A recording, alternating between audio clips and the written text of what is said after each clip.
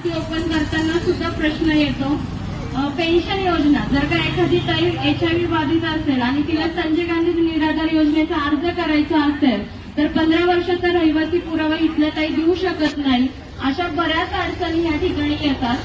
तर यासाठी आपलं मनोगत खूप कमी वेळेमध्ये आपण या ठिकाणी व्यक्त करावं। सगळ्या बहिणींना नमस्कार, माझा परिचय है एडवोकेट वाजिद खान बुड़कर। अभी इसमें से कुछ लोगों को मराठी नहीं आती और किसी को हिंदी नहीं आती, तो अपन सबसे पहले ये देख लेंगे कि मराठी किस किस को आती है। प्लीज आपके हाथ ऊपर करो। अरे वाह, छान पैकी।